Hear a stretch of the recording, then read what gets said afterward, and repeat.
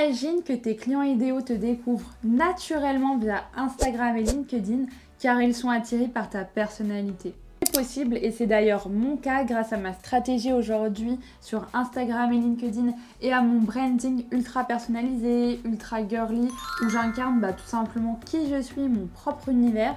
J'attire des clients et je signe des clientes naturellement. Et c'est ce que je vais t'apprendre à faire pour toi et spécifiquement pour ton activité d'assistante virtuelle.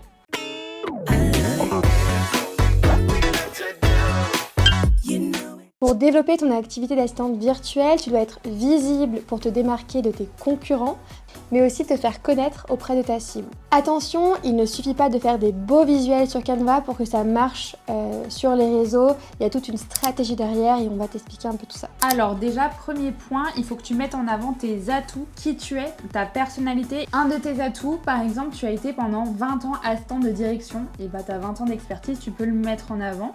Mais ça peut être autre chose que le métier ou que tes diplômes, ça peut être plus particulièrement ta personnalité. Si tu es douce, joyeuse, entreprenante, calme, et tout ça c'est des éléments de personnalité qui vont pouvoir plaire à tes clients et c'est ça qui te démarque plus que ta compétence parce qu'aujourd'hui il y a d'autres personnes qui ont la même compétence que toi. Par contre, tu es unique à avoir cette personnalité. Un autre point également va être d'optimiser ta bio sur Instagram ou LinkedIn. Donc déjà, mets bien ton prénom et ton nom de famille. Fais pas quelque chose de compliqué pour qu'on te retrouve facilement. Privilégie une photo de toi en photo de profil plutôt qu'un logo pour qu'on te visualise puisque tu es une personne, tu es notre assistante, tu as un bras droit, tu n'es pas une agence ou quelque chose de flou. Donc c'est important d'humaniser ton profil. Mais également une bio où on comprend concrètement qui tu accompagnes, à quoi et comment prendre un appel découverte avec toi. Il faut que ce soit très clair. Je te conseille également d'avoir des posts épinglés où tu te présentes, tu partages tes offres et tes avis clients. Tu peux le faire aussi en sélection à la une sur LinkedIn. Détermine également une stratégie éditoriale avec plusieurs types de contenus pour attirer, séduire et convertir. Donc par exemple, fais des contenus éducatifs avec ta propre expertise à toi et pas des conseils bateaux qu'on retrouve partout pour convaincre tes clients. Séduis avec ta personnalité, des posts storytelling, des publications inspirantes et convertis en parlant par exemple de tes offres ou encore de cas clients.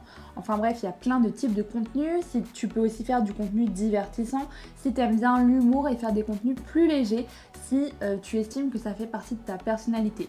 En tout cas, réfléchis bien à tes piliers de contenu et ne le fais pas à l'aveugle. Tu peux aussi varier les formats, donc selon les plateformes, utiliser la vidéo, les carousels, des formats plus texte. Vraiment, essaye de tout exploiter et vraiment avoir en fonction du réseau social sur lequel tu te mets. Et d'ailleurs, on parle de réseau social, donc c'est vraiment très important de créer du lien avec ta cible. Donc pas seulement publier et puis s'en aller.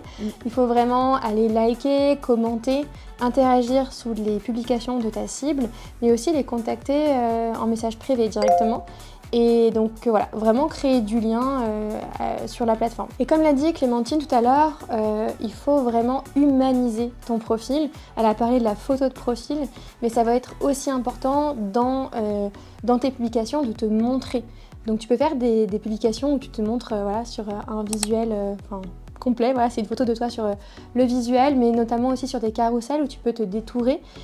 Tu peux aussi utiliser le format vidéo, mais pas, quand je dis format vidéo, c'est pas uniquement du texte qui bouge tout seul, mais vraiment toi parler face caméra, et ça pour le coup ça va vraiment avoir beaucoup plus d'impact dans ta communication et ça va vraiment rassurer tes prospects. Il faut garder en tête que tes clients, avant de te rencontrer, ils vont aller voir un petit peu d'autres profils d'assistantes et en fait ils vont comparer ce qu'ils peuvent comparer. Et si en fait on te voit pas parce que tu as mis un logo en photo de profil, que dans tes posts en fait tu te caches et que tu parles jamais de toi, ils vont avoir du mal à te sélectionner, alors qu'à contrario un autre profil où la personne en dévoile beaucoup plus, se montre, c'est rassurant, elle existe, il y a un humain derrière et il faut garder en tête que le client fait confiance à un humain. Et se montrer, ce sera un vrai atout par rapport aux autres. Nous, on le voit bien quand on fait du placement d'assistante.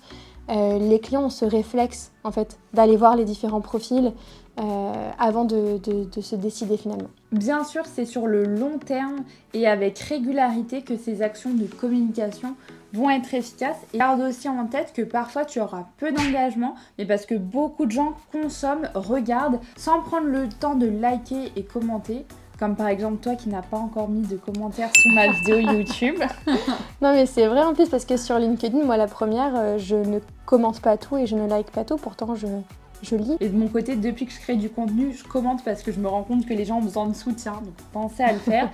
Mais en tout cas, en tant qu'assistante virtuelle, tes clients prennent pas forcément le temps d'aller commenter tes posts, mais pour autant, ils les voient et ils vont prendre la décision d'acheter chez toi. Donc ne te focalise pas uniquement sur les likes et sur les commentaires et reste régulière. Dans notre accompagnement destination assistante virtuelle, on t'accompagne d'ailleurs sur ta stratégie de communication, donc c'est un point qu'on peut voir ensemble. Ce que l'on constate également, c'est que ce n'est pas le nombre d'abonnés qui va faire ton chiffre d'affaires.